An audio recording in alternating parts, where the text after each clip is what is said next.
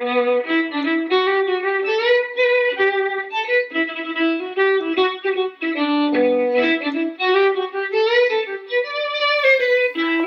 everybody, welcome back to all our Rise and Shine regular listeners, and if you're here for the first time, welcome, pure and simple, good to see you.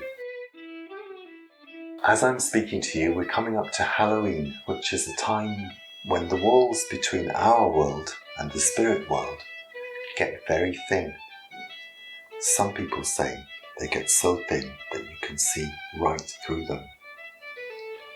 Do you ever hear things through a wall, like a neighbour cooking supper or a dog barking? Have you ever dreamt of walking through a wall? I've called this story Left Holding the Baby, as in the expression, left holding the baby. Have you ever been left holding the baby? If so, I hope it was a good experience, and I hope you enjoy the story.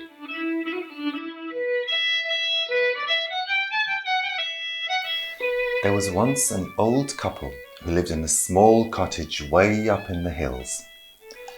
The old man worked as a forester, and the old woman had a job down in the village at the local pub. She used to go down there at lunchtimes and help prepare and serve the lunches. They were happy enough, but you know how it is when you start digging around in people's lives, especially people who've lived a good few years. You'll almost always find some little note of sadness somewhere. And with this old couple, it was the fact that they'd never had any children. It was the old woman who felt this most strongly. She'd always wanted a baby boy. And she used to say to her husband, "Oh, if only somebody would just knock at the door and say, 'Please look after our baby.' Oh, I would be so happy." And one evening, as the mists were beginning to descend on the hills behind the cottage and a few snowflakes were falling, there was indeed a knock at the door. And when the old man went to open the door, he saw standing in front of him a tall young couple, dressed in fine, flowing, long robes, which made them look rather old-fashioned. And there was another thing that struck the old man about them. Although they were young, they looked somehow pale and faded. Anyway, it was quite obvious that those long, flowing, fine clothes were not suitable for this winter weather, and he was about to invite them inside so they could warm themselves up by the fire when the young man spoke as if he'd read the old man's thoughts. "We don't need any shelter, but we just thought you might be able to look after our baby boy until we come back." And it was then that the old man noticed that the young lady was holding a bundle, their baby boy. "We'll make sure that you're not out of pocket," said the young man, and handed the old man a purse. The old man was quite surprised at the weight of that purse. Then the young lady handed him the baby, and the young couple were just turning to go when the young man turned back and held up a little pot. "The baby needs some ointment rubbing on his eyelids. He needs this twice a day, once in the morning and once in the evening. And when you've put this ointment on the baby's eyelids, be very careful to wash your hands thoroughly afterwards. This ointment can be very dangerous." And he handed the pot to the old man. The old man had 1,001 questions he was about to ask, but the young couple turned and they seemed to vanish into the swirling mists. And there he was, standing on his own doorstep, holding the baby. The old man went back inside and told his wife everything that had just happened. They were surprised, not a little bit alarmed, but all this turned to sheer astonishment when he remembered the bit about the purse. Because when he emptied the contents of the purse out onto the kitchen table, they found themselves staring at a pile of large gold coins. They were richer than they'd ever imagined possible. And of course they were very happy about that. But they were even happier at the idea that they had a baby to look after. In the morning, the old man rubbed some of the ointment on the child's eyelids, and then he washed his hands carefully as instructed, and they sat down to wait for that strange young couple to come back. But nobody came. And the following day, nobody came. And the days turned into weeks, and the weeks slowly turned into years, and the old couple began to think that they would never come back. Meanwhile, the baby had grown into a young boy, a very good-natured, happy young boy. But there were two rather unusual things about him. The first thing was the violin. At an age when most children haven't even started learning the instrument, the boy played beautifully. It was as if he'd been playing since before he was born. In fact, he played so beautifully that when he played, people would often weep with the sheer beauty of it. The second thing was to do with the ointment. If ever the old couple were a little bit late with the ointment, the young child would get agitated and start shouting, "The ointment! The ointment! I can't see properly without the ointment!" The old couple would talk about this, and they often wondered what would happen when the ointment ran out. But strangely, there seemed to be as much ointment in that pot as there had been on the very first evening when the strange couple had brought them the baby. One day, the old woman got a call from the village. The pub was doing a special event that evening, and would she mind going to do an extra evening shift? Which meant, of course, that the old man was doing all the chores around the house that evening. And when he'd smeared some ointment on the child's eyelids, instead of putting the top back on the pot, he began wondering what this ointment was and what it did. So he put his finger in the ointment and smeared some of it on his right eyelid. And he waited. Nothing happened. It didn't sting, it didn't get hot or cool, and it didn't seem to affect his vision at all. And he thought, all this time we've been rubbing this ointment carefully onto the child's eyelids and it doesn't do anything. So he put the top back on the pot and forgot the whole incident. And so time went by, and it was coming up for 7 years since that evening the strange couple brought them the baby. There was going to be an agricultural fair at one of the towns not very far away. And when the boy heard about this, he became really excited, and he asked his parents if they could all go. He asked again, he pleaded, he cajoled, and of course, they gave in, and they decided they would all go. So, on the morning of the fair, they set out on the long walk into the town. By the time they arrived, the boy was really overexcited, which was very unusual for him. And the old woman said, "I think what he maybe needs is just a little bit of food inside him. That should calm him down. I'll take him for some breakfast. Why don't you just go and have a look around the fair and join us afterwards?" And so the old man went to have a look around the fair. Now, agricultural fairs can be very exciting places. All the latest farm machinery on display. Gleaming new tractors, and you can climb up into the cab and sit in the driver's seat. Displays of cows being milked, prize sheep on display in pens and fun for all the family, tugs of war, duck races, and everybody turns up to these events. Indeed, the old man saw a man with a long flowing white beard wearing a green cloak down to the ground, and he thought to himself, you really do get all sorts here. I'm not so sure I like the look of him.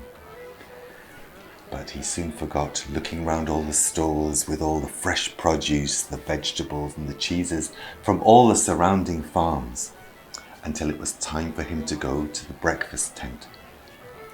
When he got there, he could see straight away that the food had had no effect whatsoever on the mood of the boy. As soon as he walked into the tent, the boy ran out. I don't know what's got into him, said the old woman. He's been using strange words and jumping up and down. Look at him out there in the field, jumping up and down, talking in a strange language, to thin air. But can't you see, said the old man, he's talking to that man with the white beard and the green cloak. What? Said the old woman. He's on his own. Surely you're not going strange as well. If it's both you and the boy, we're in for a right old day of it. But the boy ran off to a cluster of stalls, so they followed him over. More and more people were arriving at the fair, and the old man could see all sorts of strange characters, and they all looked a little bit pale and faded. He saw a child helping himself to the sweets off a sweet stall, and the stall-holder didn't seem to see him at all. And then he saw, blatantly, there was a strange character pickpocketing a farmer wearing a tweed jacket. Why can't these people see what's going on, he thought. Maybe, he thought, it's only me and the boy can see all this. And then he suddenly realized, it must be the ointment. He put his hand over his right eye, and sure enough, when he did so, all these strange people disappeared. And then he understood. It was a magic fairy ointment, and he was looking into the fairy realm.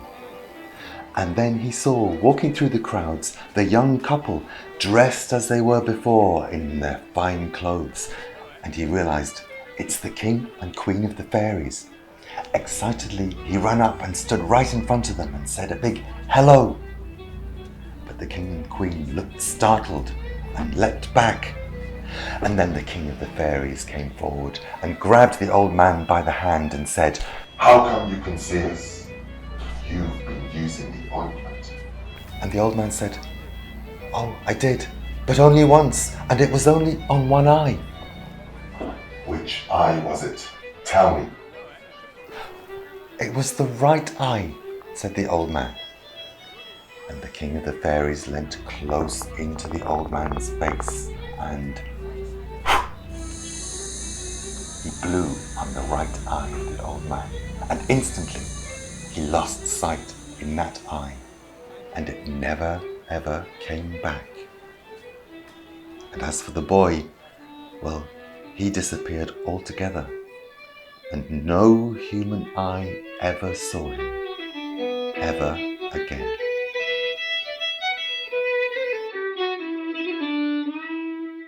Well, I hope you enjoyed the story all the way from the realm of the fairies.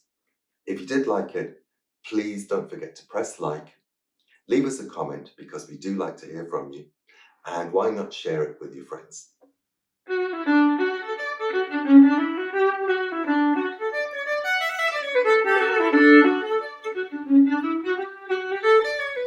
Hi, I'm Shelley from Mad Alice Theatre Company. Thank you for joining me for a story.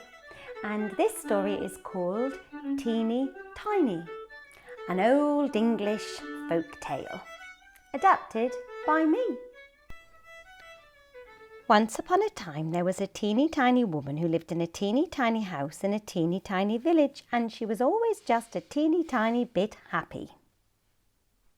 Every morning she would set about doing her teeny tiny chores, as she was a teeny tiny bit neat and liked to keep everything a teeny tiny bit tidy. She was always a teeny tiny bit conscious of the teeny tiny health and safety rules.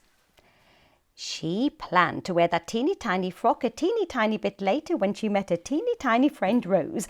Rose was in a teeny tiny bubble. She always gave her surfaces a teeny tiny wipe because a teeny tiny cat was always doing a teeny tiny jump on them. Every night she would have her favourite teeny tiny meal, a teeny tiny bowl of teeny tiny rice. Everything in her house had its very own teeny tiny place. And after working so hard, she always gave herself a teeny tiny treat of a teeny tiny cup of tea.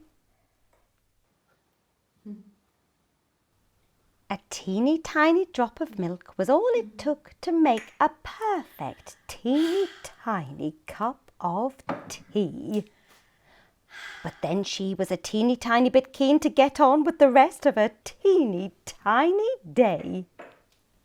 Now, this teeny tiny woman had been a teeny tiny athlete in her teeny tiny prime, and she was a teeny tiny bit determined to keep up her teeny tiny fitness, and she was sure indeed there was a teeny tiny chance that she may be asked to run the teeny tiny marathon for her teeny tiny country in the teeny tiny Olympics.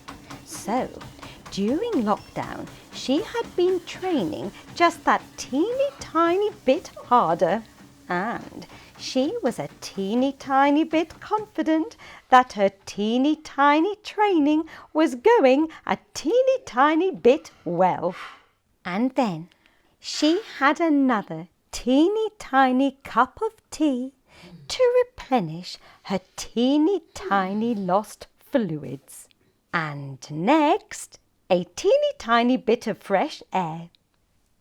So, this teeny tiny woman put on her teeny tiny Wellingtons, her teeny tiny hat, and her teeny tiny scarf.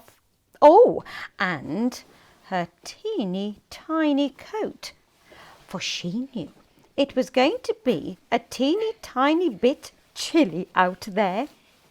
Then she grabbed her teeny tiny bag and went out of a teeny tiny house to take a teeny tiny walk.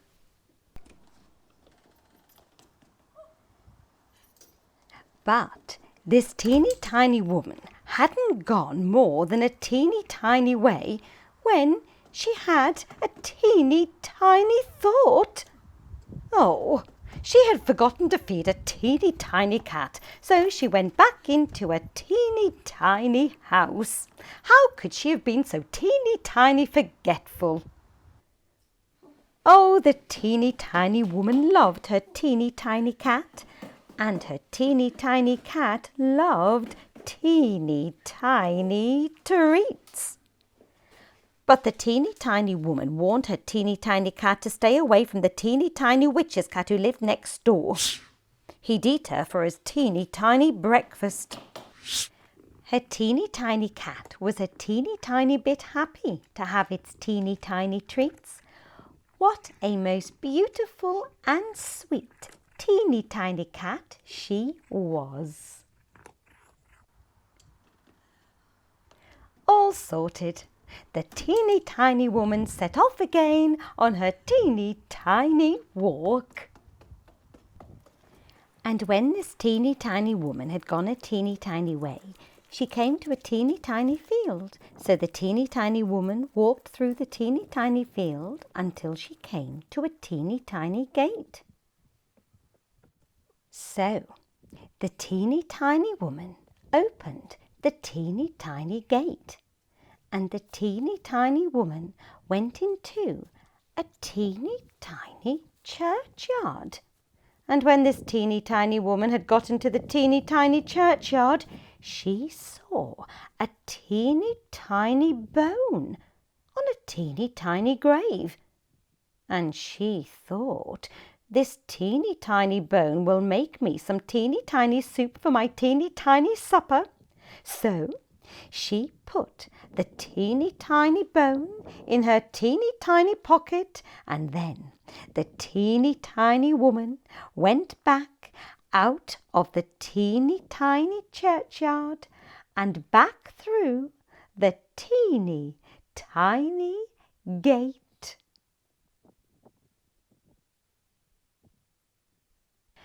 All the way back through the teeny tiny field, but pausing for a teeny tiny moment on a teeny tiny bench for a teeny tiny while to enjoy the beautiful countryside of County Durham on the border of Northumberland, taking time to think of her teeny tiny friend Rose, who sadly couldn't join her for a teeny tiny walk as she had a teeny tiny bunion on her teeny tiny left toe on her teeny tiny right foot.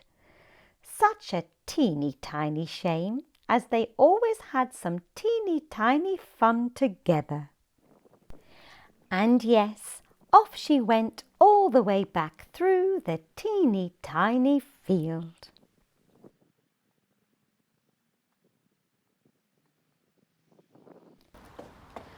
All the way back home to her teeny tiny house. What an adventure it had been! The teeny tiny woman was a teeny tiny bit pleased that her teeny tiny cat had not been eaten by the teeny tiny witch's cat while she was away for a teeny tiny while. And then the teeny tiny woman went into her teeny tiny kitchen, and she put the teeny tiny bone in her teeny tiny cupboard and planned later to make her teeny tiny soup. And then the teeny tiny woman settled down for her teeny tiny power nap. She had, after all, had a teeny tiny busy sort of day. She'd only been asleep for a teeny tiny time when she was awakened by a teeny tiny voice coming from the teeny tiny cupboard. "Give me my bone!" And the teeny tiny woman was a teeny tiny bit frightened, so she hid her teeny tiny head under her teeny tiny blanket. The teeny tiny cat was waiting. Then the teeny tiny voice again cried out from the teeny tiny cupboard a teeny tiny bit louder. "Give me my bone!" This made the teeny tiny woman a teeny tiny more frightened, so she hid her teeny tiny head a teeny tiny further under the teeny tiny blanket. The teeny tiny cat was a teeny tiny worried, and the teeny tiny voice from the teeny tiny cupboard came again, saying, a teeny tiny louder, "Give me my bone!"